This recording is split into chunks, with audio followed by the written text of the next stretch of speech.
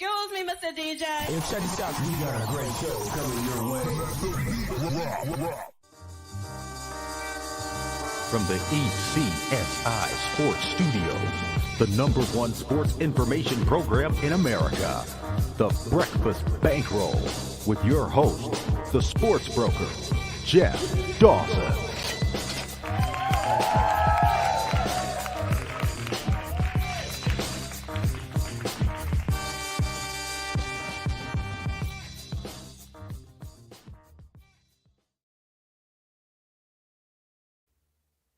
Good afternoon, sports fans from all over the globe. I am your typical co-host, Riley Magnuson. This is East Coast Sports Investors. I am obviously not Jeff Dawson. Jeff is enjoying a some nice time off out in the waters. I'm not sure if we'll see him this week or not. He's having obviously some sketchy internet issues, so you're stuck with me at least for today and maybe a couple other times. We'll see if we can get anyone else rocking and rolling, but. It is the closing bell Tuesday. I am in the Midwest, so I am not technically on the East Coast with the East Coast Sports Investors, but it is 4:40 my time in Central Time Zone, 5:40 on the East Coast, 2:40 on the West Coast, obviously. So we've got plenty to talk about today. Just wanted to pop on. Obviously, there's stuff going on as far as the sports world tonight. World Series Game 3 rescheduled, NBA slate. Little NHL slate as well. I'm not an NHL guy, so I'm not sure unless we can get somebody to pop in and give us some opinions. I probably won't dive into that too much. Got a couple MACtion games that we've got going on tonight. Not sure what the buzz around the other parts of the country is, but here in the Midwest, MACtion is a time of celebration, and it is back on the weekdays here. So I am excited for that. I'll bring a little bit of that to you, but as far as getting right into it, I mean, a little recap. We had Bengals and Browns last night, all Browns on Halloween night for Monday Night Football there. Myles Garrett was an absolute madman in that game. I stayed away from it, had a nice Sunday, so didn't have too much action on it. But obviously that was the way that one went. Handful of NBA games as well. But we've got plenty of just to dive right into it. I'm not going to waste too much time as far as recapping because we didn't have anything else other than that Monday night game yesterday. But we've got plenty of NFL news to break down real quick. NBA news as well. I'll start right there as it's kind of fresh in my own mind. I've got my Bulls blog of the day posted on my Twitter page or ShyCitySports.com. You can go catch that. And the reason it matters for the old Brooklyn Nets today is because the Bulls will be in Brooklyn tonight against the Nets. Right off the heels of news for the Brooklyn Nets, Steve Nash technically mutually parted ways. So in most cases, that is just a nice way of saying he got fired. Maybe that's the case this time around. Probably is. But, in this situation, you wouldn't be surprised if Steve Nash actually, that mutual parting ways isn't a load of BS. I would not blame him if he wanted to be away from this situation. So, no Steve Nash for the Nets tonight. They are hosting my Bulls. And obviously news of Ime Udoka potentially coming over from the Celtics, currently suspended Celtics coach. Led them to the championship last year, losing to the Warriors, obviously, now suspended. And the old Celtics, it seems, it's not an NBA suspension, it's a Celtics suspension. So if the Celtics decide to let him go, the Nets can bring him right in and he can get right to work with this team. In interdivision rivalry there, it might be a little bit of a red flag that maybe the guy who just led a team to an Eastern Conference championship victory is just being let walk by that team. So maybe that should be a red flag, but I don't know. Maybe not so. He was obviously in Brooklyn prior to being with the Celtics last year as an assistant coach, so he knows this organization a little bit. Curious to see what that dynamic would be if that's a hand-picked player choice, if that's ownership choice, I don't know. And on top of that, he was in Philly before he was with Brooklyn and spent some time with Ben Simmons as well. So could be a positive as far as that situation if they get things going. The Nets right now are 2-5. Another one of these handful of teams that have some star players, a lot of expectations that have not been good at all. Like I said, Nets 2-5. Their defense has been abysmal. Bringing in Ime Udoka. That the hope is that he can do kind of what he did to the Celtics in about 2 months of the season, turn their defense completely around into the team that we saw them last year. Because their defense, I was actually writing about them today. I think they're 29th in defensive efficiency, 25th in effective field goal percentage allowed, 27th in 3-point percentage allowed. So it's bad. I've got some optimism for the Bulls tonight. We'll get into that a little bit later. You never know what's going to happen with a team firing a coach. Jeff and I back in the MLB season talked about it, as far as being a positive. Typically, obviously, we see the Phillies right now fired their coach mid-season. And so maybe you expect that from the Nets, maybe not. I would say this might be one of an outlying situation. I still have no idea, but it obviously isn't a case where it's an underperforming team that, now, we remove the manager and now this team can be who they are. It's a team that I have no idea what they're supposed to be right now. KD and Kyrie have still maintained 30-point per game, scoring through 7 games, 2 and 5, 7 games so far this season. So offensively, those two guys have not been the issue. It's the rest of their roster. Maybe you put it up to distraction. I'm not going to, break down what's going on even before today's news, which was already a massive distraction. I'm not going to break that down, but if Kyrie and KD haven't been distracted, the rest of the team, you could argue, is. So unclear what we're going to see from that going forward. Like I said, we'll talk Nets and Bulls a little bit later. I think there's only 4 NBA games, so we'll get to that in a minute. But wanted to get through some of these NFL trade reactions as well. I want to say there was 9 or 10 trades to get through today. We'll go backwards through some of the more some of the bigger trades that were made. Nyheim Hines to the Bills in exchange for Zach Moss and a pick. Interesting move there. I think that's a good move for the Bills. That Nyheim Hines, obviously sporadic usage there, but brings a lot of speed to that Bills offense. Kind of offsets Singletary, kind of like he did with Jonathan Taylor in Indy, but now you bring some more speed, some open space that can become dangerous. The best possible usage of that is definitely dangerous, and that's a net positive for the Bills, I would say. The other one maybe for next year that to put back into the put stash away and remember for next season. Calvin Ridley gets traded to Jacksonville from Atlanta. Obviously suspended all year this year. Calvin Ridley over to Jacksonville. Try another one of these teams. Well, there's another team that did, made another move similar to this for the immediate time. Young quarterback, just trying to, try to buy into that young quarterback. Instill confidence that they, believe in that young quarterback. Obviously, in this case, Trevor Lawrence. And going forward, if Calvin Ridley can come back and remove those distractions, he's obviously extremely talented. He showed a lot of flashes of what he could be last year in Atlanta. So I think that's a huge move for Jacksonville there as they try to continue to move and build around Trevor Lawrence. Obviously, after I don't remember what it was exactly, 2-1, I want to say. I'm not totally positive there, but obviously things have not been good since whatever solid stretch they had at the beginning of the season there. So the Jaguars obviously looking to make some big moves. Moving down the list, Christian McCaffrey last week goes into the 49ers. 49ers ship out Jeff Wilson to the Dolphins. Dolphins getting aggressive today. Obviously, the last few weeks have been, kind of roller coaster for them. Maybe an understatement there, but I think the best version of that team can still definitely be a playoff team, can be a dangerous team as well. On top of Jeff Wilson, they get Bradley Chubb, a huge piece for that defense. He has been very good. Denver, obviously, a little bit of sellers. I think, they're, still going to try and figure their offensive situation out and still have some nice defensive pieces going forward, but that's a big move. That one is one of the bigger moves of the day, obviously. The other one to mention, 2 other ones to mention in my neck of the woods as far as the NFC North, not my Packers. I can give some thoughts on what's going on there in a second. But the Chicago Bears trade for Chase Claypool, a name that had been floated around for the Packers. But Chase Claypool, another team, the Bears building around Justin Fields, that young quarterback, buying into Justin Fields. He has looked better the last couple of weeks. Behind Darnell Mooney. Now you would say Chase Claypool is probably the number 1 receiver once he gets situated and rolling there. I think it's a nice move. Obviously that's aside from the top 2-3 pieces that they have, the depth of that team has been in question, but they keep putting themselves in games and giving Claypool and the Bears, or giving the Bears ownership over Claypool next year. It's not just a rental for the season. It's next season as well, and then potentially beyond that. And he's still on a cheap deal. So I think that's a good move for the Bears. I think they gave up a second round for that.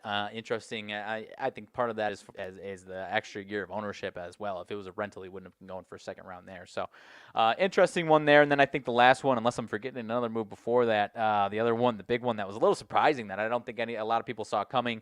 Within the division, not something that happens often, especially in football. T.J. Hawkinson From Detroit to Minnesota, Minnesota gets better today.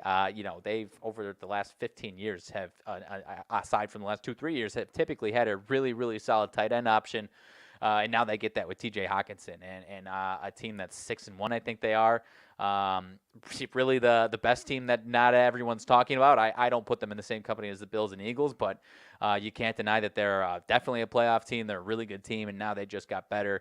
And if their defense is playing at the best of their abilities, this is a scary team. And T.J. Hockenson could definitely help that, give another security blanket, if you will, for Kirk Cousins, who I think could definitely need that, so he's not only focusing on Justin Jefferson and can keep their offense nice and rolling and kind of spreading the ball around there. So as a Packers fan, I don't love these moves that the rest of the NFC North is making. I'm not as up in arms that the Packers didn't trade for a wide receiver. At 3-5, I am a person that believes that typically takes a couple weeks anyways to get a receiver in the building and situated. It typically comes with some growing pains too. And at 3-5, the Packers aren't really in a spot to, if the situation you think they're going to go one step back and then go 2 steps forward, similar to what the Rams did last year with Odell Beckham, then I get it. But at 3-5, they can't afford to go one step backwards. So they're not really in a position, in my opinion, to where they can do that. On top of throwing him into name any receiver, throwing him into an offense that's had some execution issues isn't going to immediately fix their issues there. So I push back on anyone, at least in the situation they're in with 3-5. If we were 5-3 and had a loss or two to burn, then for sure. But I mentioned Odell Beckham. The Rams, when they brought him in last year, they dropped their first 2 games with him. The Packers do not have that type of luxury. The first one was against the Niners. Odell and that offense looked horrendous. And then the following week, they was a little bit better, but they lost to my Packers. Go figure. But nonetheless, the Packers cannot afford to go 3-6, 4-7, and work in a new receiver. At the end of the day, maybe it would make them better by the end of the season, but if they're going 8-9, 9-8, that doesn't really matter. So I was a little more upset that they didn't try and shore up some of these other issues, maybe a little offensive line depth. That's obviously been a big issue. Our secondary, I still believe in it, but a couple of guys are not playing where they need to play or are at the level that they need to play. Darnell Savage, the noteworthy one there. So safety depth might have been what I had asked for, but nonetheless, I mean, would I have been upset with the receiver? Absolutely not. I'm just kind of saying I push back on anyone saying that it would have been an immediate help to the Packers team. They've showed some flashes.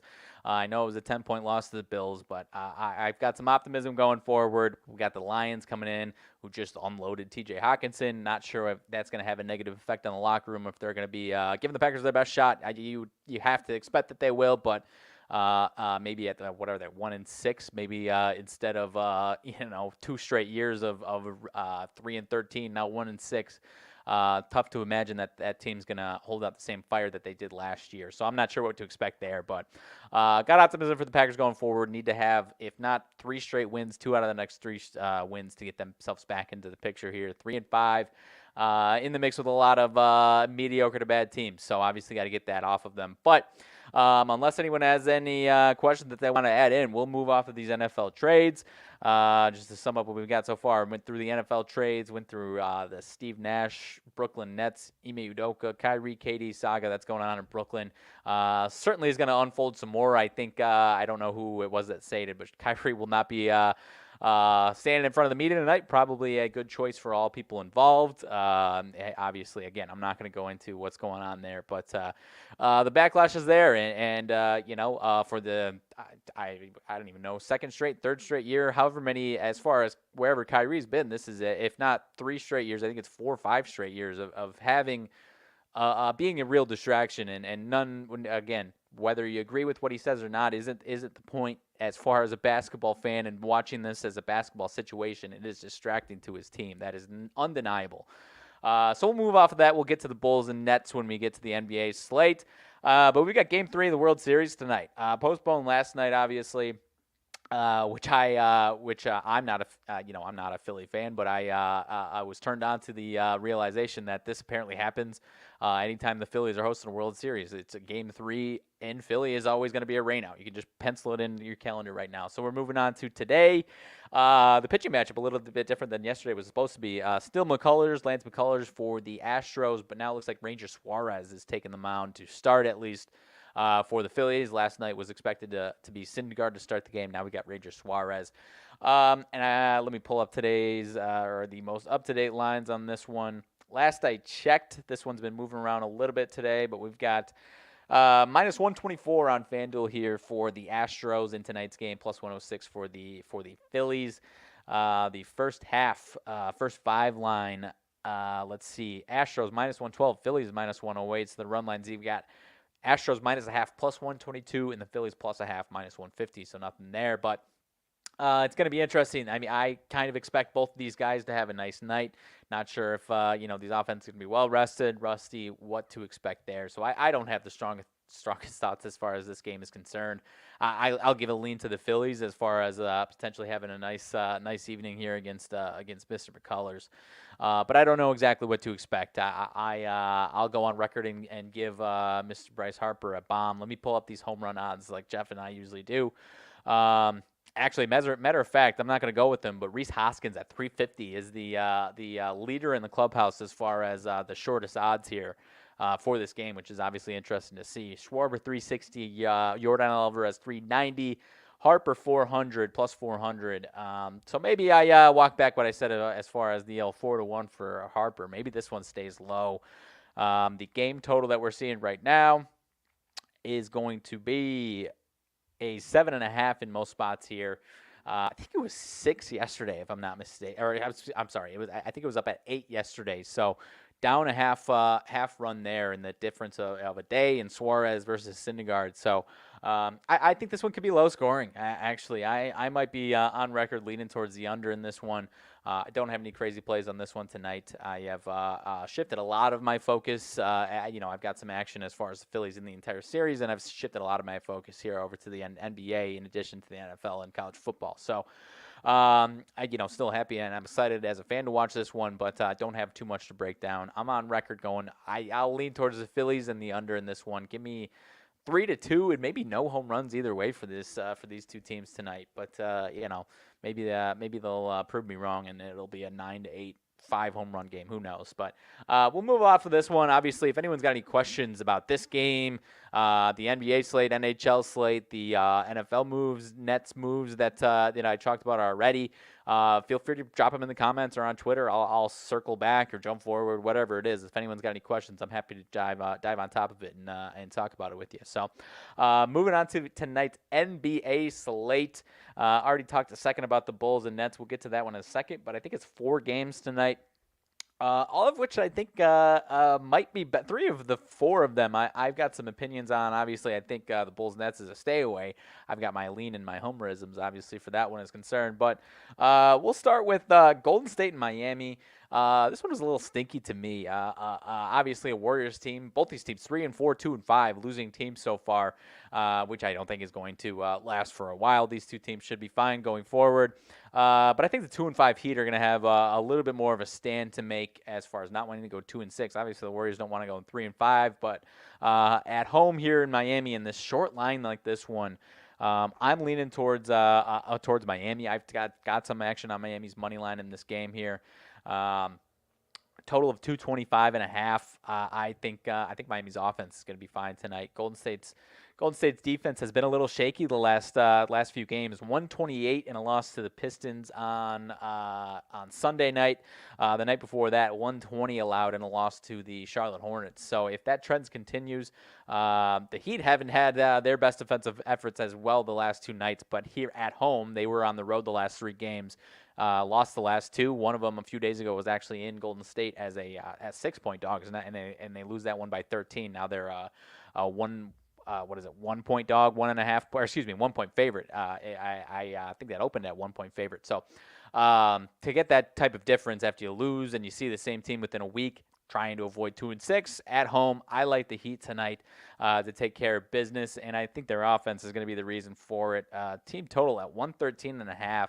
I think that's worth a look as well. So I'm going on record, and I've got them in my bet slip. I'm taking the Heat money line at home against the Warriors tonight. Out of the NBA, the other one, interesting game, but I'm going to ultimately stay away from it. Orlando and OKC, 1-6 Orlando, 3-3 OKC. despite the records, I still think, and maybe this is my own perception, and I'm trying to keep my own bias out of it. I think the general perception is higher, more positive for this Magic team than it is for the Thunder here, despite the records. And so it seems like they're trying to bait you into taking the Magic. But I really could be wrong in this one, and maybe they're just setting this, if it's a neutral court, it's a pick 'em. If it's, whoever's home, it's a 3-point spread, because the Magic have not been very good.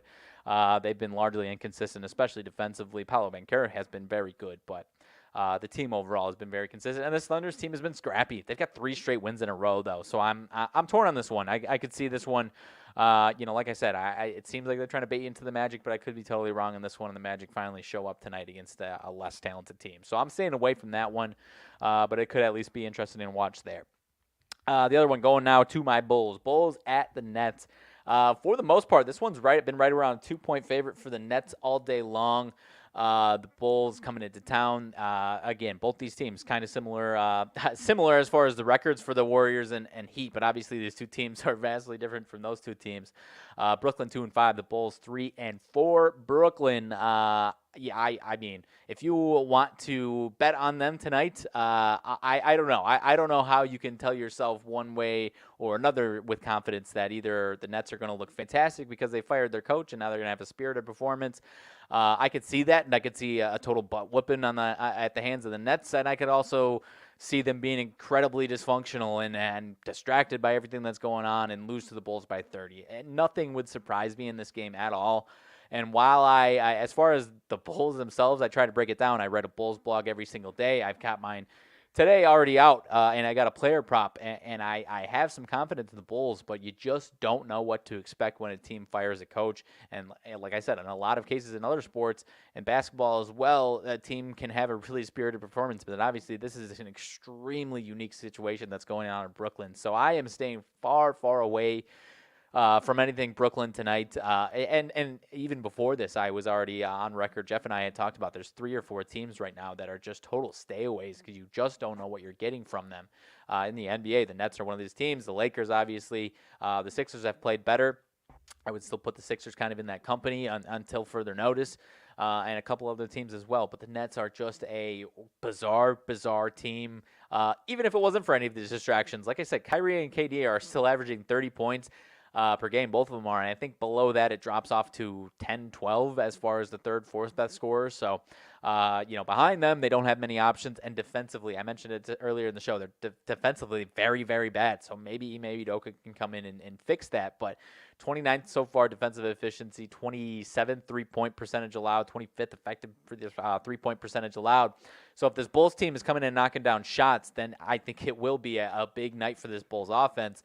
I as far as my pick of the day for my blog, I went with Zach LaVine over 23.5. The weird thing so far with this Nets defense, they've had 7 games.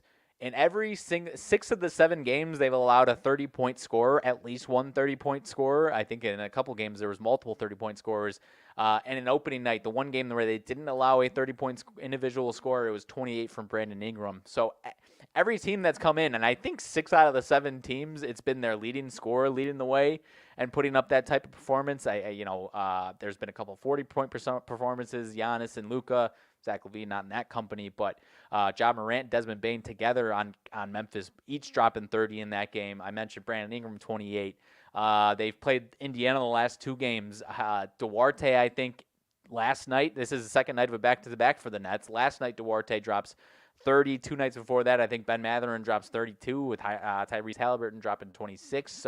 So whoever is scoring for whatever team is coming in against this team is scoring at will. I could see both LaVine and DeRozan having a really nice night tonight. But, what I felt better about with LaVine is the lack of three-point defense that the Brooklyn Nets have. And DeMar DeRozan, not as much of a three-point shooter, so you would expect if Zach LaVine is hitting some threes, he's going to go over that 23.5. So that's my best bet of the day. 5-2 on the year, by the way, hoping to get to 6-2. So I've got some faith in this Bulls offense, but they do have Andre Drummond is out, Kobe White and Ayo Dosunmu, last I checked, are questionable. Haven't seen any updates within the last hour or so. They're still listed as questionable right now. Seth Curry and Ben Simmons also for the Nets are out in this game. So I really don't know what to expect as far as the outcome. Love my Zach LaVine pick to have a nice night, maybe even DeMar DeRozan to have a nice night as well, or whoever's active and going as far as guards for this Bulls team. But again, if you can confidently say that the Nets are going to be great tonight or that they're going to be terrible tonight, kudos to you, but I have absolutely no idea what to expect from them tonight. So I'm going to stick with my fandom of the Bulls, hoping they can get it done, and then Zach LaVine over 23.5 points there. So one more game for the NBA, and then we'll move on to the last bit here. Minnesota and Phoenix. This one's an interesting one as well. Phoenix 5-1, one of these teams that has kind of playoffs aside from the regular season last year, kind of picked up right where they left off last year. 5-1 so far. They've been really good. This one seems a little short to me. I know, but it's interesting. The Wolves are a solid team. They've got some, obviously some exciting players. I'm a huge Anthony Edwards fan. They are 4-3. 5 of their 7 games have come against the Spurs and the Thunder. 3 games against the Spurs, 2 against the Thunder. I think they're 1-2 against the Spurs, 2-0 against the Thunder, and then they've beat the Lakers, who, as 8-point favorites, they win by 11, and then they lose to the Jazz, who, no shame on that as far as the way that's been trending. They've obviously upset a few teams, but the point is, this number seems like it's a Wolves line. And I think on DraftKings, on a public book, with 70% of the bets coming in on Phoenix, they did drop it back to 3.5. So that gives me some confidence as far as the reverse lineman, at least as far as DraftKings is concerned, that this is a Thunder's side to take. And I did take a little piece of it, but to play devil advocate to myself or anyone who's taking the Wolves, you still don't quite know what this team is. Like I said, 5 of their 7 games have been against 2 teams that are, perception-wise, supposed to be 2 of the worst teams in the league. So I'm not sure what to make of this team quite yet. They had a rough offensive night a couple nights ago. Other than that, their offense has been pretty solid. Defense has been a little hit or miss. The Suns themselves coming off of coming still on a bit of a hot streak right now. 4 straight wins, 4 straight covers. Beat the doors off of the Clippers in LA. Beat the doors off of Golden State and Phoenix. And then cover an 8 against the Pelicans and cover 12.5 against the Rockets. So maybe you would expect some regression tonight. But like I said, I got a little piece of the Wolves tonight, but I'm a little nervous that maybe this is kind of overlooking what the Wolves schedule has been, and not really holding them accountable to winning some of these games against ugly teams, losing a couple games against ugly teams. So a little skeptical from that standpoint, but I do like the Wolves tonight. Last night, DeAndre Ayton, I'm not sure, this play was made without any consideration to him. I think he was out a couple nights ago. Not sure what to expect from him tonight, if he is playing or not. But that's what I'm going with the NBA. I'm taking a big swing on the Heat money line, small swing on the Wolves plus the 4. And then on my best bet for the Bulls, I'm going to Zach LaVine over 23.5 points. So that is the bulk of it. We'll touch on the action here tonight in college football. The start of, obviously, these teams have been playing for as long as college football has been happening this year, but it's interesting. The Midwest, I don't know about the rest of the country. I think now that gambling is becoming legal around the country, more people are interested in the MAC on these Tuesdays and Wednesdays. But my entire life, or however long they've been doing the MAC, maybe it's not been my entire life, but at least the last 15 years or so, I love these action games on Tuesday and Wednesday night. And so, like I said, they've been playing for 8 weeks already, but and I've watched a couple of these teams here and there. But for the most part, the world becomes thinks they are the biggest MAC sharps in the world as far as when these games first appear, but buried on a random Saturday slate. Nobody gives a you-know-what. So not going to give out any full confidence picks as far as these 2 games are concerned by any means. Because I don't know. Like I said, I haven't really been watching these teams at all. What I will say, Ball State and Kent State, 7-point favorite for Kent State here at home. 61.5, 62 for the total in that one. Ball State, offensively, when you think of the MAC, you think points. You think of the over. It's a situation where even when 80% of the world's on the over, a lot of the times it still hits. This one, I don't know if it's going to be the case. I'm staying away from this one a little bit. But Ball State offensively has been a little shaky the last few weeks. 16 points in a loss to EMU at Eastern Michigan. 25 points in a win against UConn, Jeff Dawson's UConn Huskies. 17 points in a 17-16 win over Central Michigan. And then October 1st, 44-38 point win over Northern Illinois. But it was a huge comeback. I think it was 38-20 going into the late stages of that game. So I think there's more offensive concern for Ball State than people will realize coming into this, a high-flying Michigan game here. So, and then on the contrary, you've got Kent State 3-5, worst record, but their offense has at least been fairly consistent. Last 4 weeks, 31 points in a win, 24 in a loss, 31 in a loss, and 33 last week in a win. It's going to be interesting to see. I think you should probably expect Kent State to put up a decent amount of points. If I was forced to do anything, I might take the over on Kent State 34.5. I'm going to stay away from the game over. I might even go to the under as far as thinking Ball State stays below this. So obviously that's a little conflicting, but maybe I'm interested in Kent State laying the 7, but typically taking the dog in these action games has been fairly profitable over the last couple of years. But like I said, I don't trust Ball State. So at the end of the day, I'm staying away from it. I trust Kent State's offense a lot more than I trust Ball State. But again, who the hell am I? I have not been watching these teams. I'm just going off of what I'm trying to pull up here, just trying to break these games down in a few seconds here. So that is where I would go. If you want to disagree with me, I am not going to be upset at you at all. Other game here tonight. This one is a little bit better. I think these two teams, this one actually could be one of the better MAC games of the year, actually. Buffalo at Ohio, 2.5 point spread. Buffalo minus 2.5 on the road here. Another 60.5 total. As far as the money splits, this one, it looks like a lot of people are buying into the over. And this is the one where, you got to play an over in the action game every once in a while. And always, as far as these action games are concerned, it's typically some pizza and beer money. You're just looking for some entertainment. If you lose it, you lose it.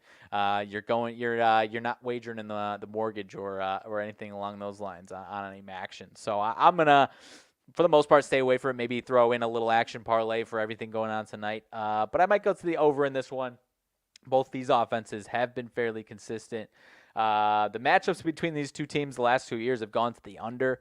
I could see this one being a little higher flying, higher scoring. Buffalo last 3 weeks, 38, 34, and 34 points scored last week against Toledo. Toledo's one of the, and that was a 7.5 point dog. Toledo, one of the better teams in the MAC. 34 points is nice there. And Ohio, 55, 33, and 24 points scored their last 3 games. So if I'm taking any points, I'm taking the over in the second action game. And I think this one could be worth watching. This one could be a pretty fun game, Buffalo and Ohio. So, again, what the hell do I know? I haven't been watching these action teams. I am just a humble action fan once they start popping up on Tuesdays and Wednesdays.